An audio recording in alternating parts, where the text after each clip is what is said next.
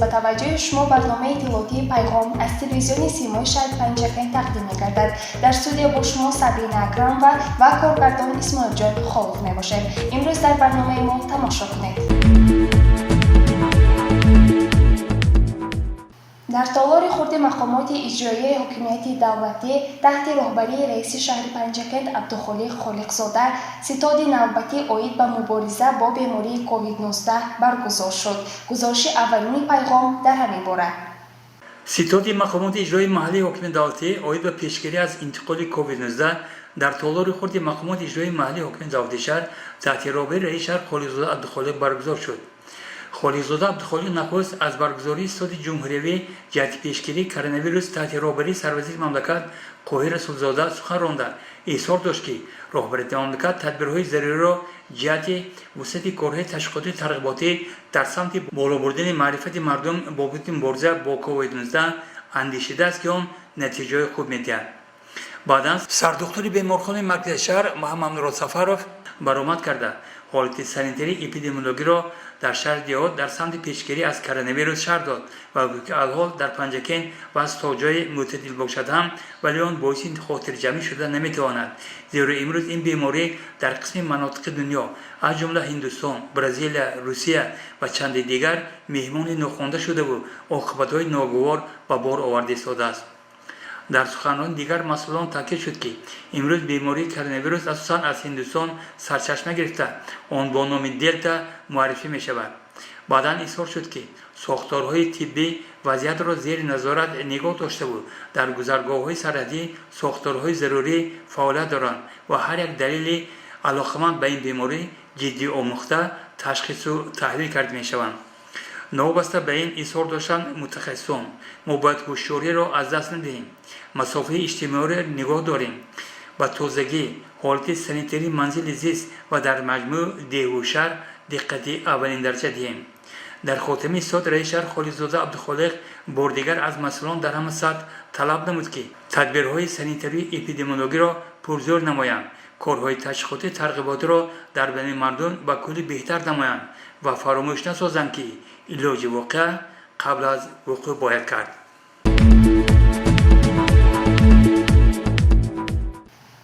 در بینای مؤسسه تحصیلات میانه عمومی رقم 37 دهه چینار به ساکنان کتاب تاجیکانی باباجان غفورов تحفه پرزیدنت کشور محترم امامعلی رحمان در وضعیت تنتنوی سپرده شد. تحفه اساسگذاری صلح و وحدت ملی پیشوای ملت پرزیدنت جمهوری تاجیکستان امامعلی رحمان بخشیده به 30 سالگی استقلالیت دولتی جمهوری تاجیکستان کتاب علامه باباجان غفورov در جماعت دیوتی چینار به اهالی تقسیم کرده شد. با این مناسبت در بینای مؤسسه تحصیلات میانه عمومی رقم 37 جمع آمد دایر گردید. خوشتر از کتاب در جهان یاری نیست، در غمکده زمانه غمخواری نیست، هر لحظه پذیر به گوشه تنهایی صد راحتی هست و هرگز آزاری نیست. با تشبث اساسگذار صلح و وحدت پیشوای ملت جناب عالی محترم امامعلی رحمان در سراسر کشور کتاب علامه باباجان غفورov دسترس شد. خوشبختانه امروز در دهه چینار دسترس کنی کتاب برگزار شده ایستاده است. مردم سرجمانه در این معرکه اشتراک نموده ایستادند. واقعا برای آینده درخشان پیش از همه ما باید از طریق گذشته خود با خبر باشیم. این است که پرزیدنت کشور دستور دادند تا سری هر یک عائله یکتای کتاب تاجیکانی باباجان غفورov تقدیم گردد. اهالی نیز از چنین اقدام خردمندانه پرزیدنت کشور سپاسگزار بوده و با به دست گرفتن زمان با یک حسی بلند خویشتن‌شناسی به ورق‌گردان نمودن کتاب شروع نمودند. پرزیدنت جمهوری تاجیکستان ما رحمت ما بر کتاب دادن، ما رفته خانه و بچه‌ها میخونه برده نمیپمونه جاش به هر یک شهروند باید تاریخ خود را دانه خانه برده بچه‌ها خونده تیان. نظر به اطلاعی که از مقامات اجرایی حکومت دولتی شهر پنجکن گرفتیم، تقسیم کتاب تاجیکانی باباجان غفورov در دیگر جماعت دیهات‌های شهر با مرهم ادامه دارد. گزارش مرتبه رحمانوف و خیام جورایف برای برنامه اطلاعاتی پیغام.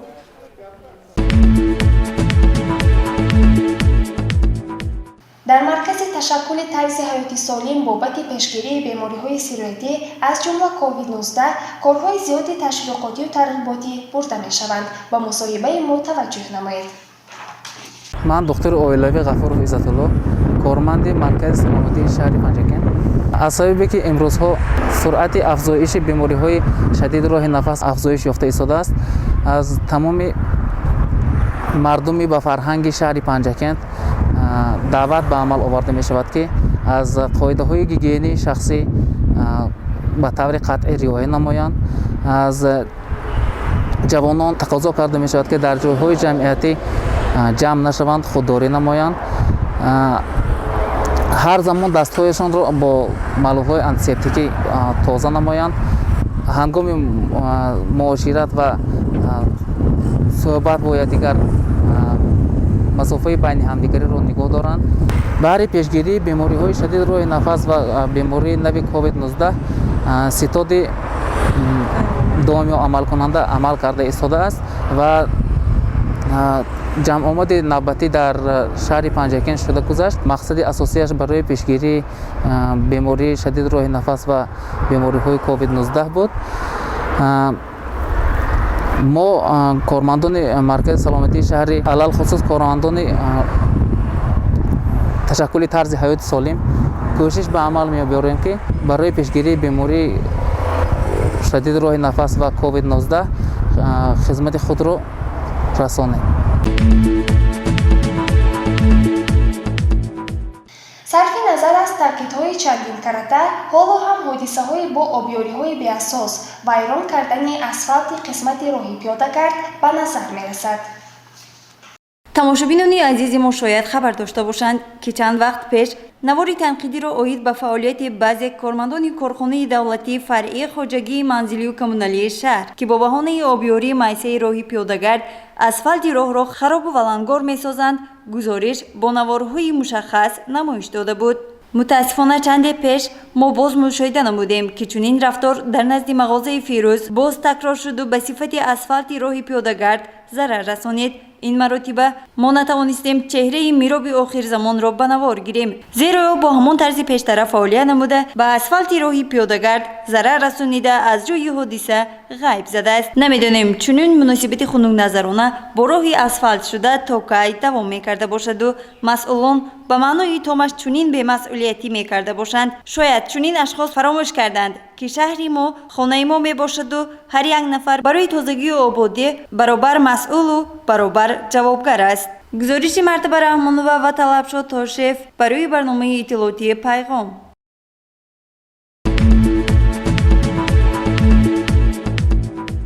در مؤسسه نشریه ارشاد رساله با نام لقب و لقبمانی در پنجکن از چاپ برآمد.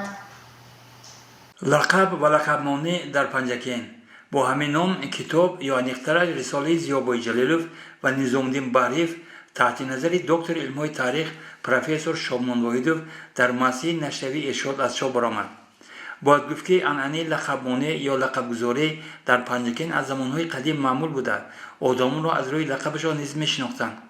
مؤلفان رساله با تاکید به تاریخ قریب 150-200 ساله پنجکن اندیشه بیان نموده تاکید می‌سازند که این لقب‌ها از جهت ترکیب لغوی و برآمد اتیمولوژی خود از شیوه و لهجه‌های دیگر منطقه‌های تاجیکستان تفاوت دارند. در پنجکن عادت بوده است که خبرچیان محله‌ها مردم را با نام گذار کوچه‌ها مثلا نزد مسجد مولا باکالان، کوچه ملیک آشپز، برد چکچه و غیره خبر می‌دادند.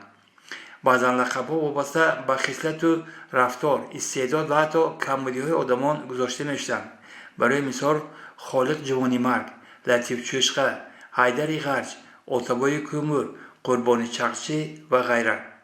امید میکنیم که و باوری هم داریم که لقب‌های ذکر شده نباید باعث دلماندگی و آشفته حالی خوانندگان گردد، زیرا شاید بعضی از ما در آن نام و نسب و لقب پدر و بابایان خود را بینیم که از گذشته به ما چون یادگاری به نشان مانده است. ما کارمندان شرکت صدا و سیما نیز به مسئولان رساله زیابای جلیلوف و نظامالدین بحریف که کار خیر و عمل صواب را انجام دادن اظهار سپاس نموده تاکید می‌سازم که اگر ساکنان شهر دیهات خواهش خریداری رساله را داشته باشند پس به ساکن شهر جمشید رسام مراجعت نمایند.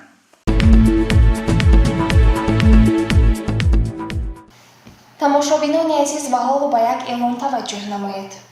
ба таваҷҷӯҳи муштариёни оби нӯшокии шаҳри Панҷакен мерасонем ки бинобар гузаронидани корҳои техникӣ ва таъмир намудани хатти оби нӯшокии пойгоҳи обкашии Қайнар санаи 24 июни соли равон аз соати 8 то соати 11 таъминоти оби нӯшокӣ дар маҳаллаҳои Зардолузор, Шодиёна, Рӯдакӣ, Сои Мисрак, Сои Зебон, Суғдиён ва Самарқандӣ қатъ карда мешавад.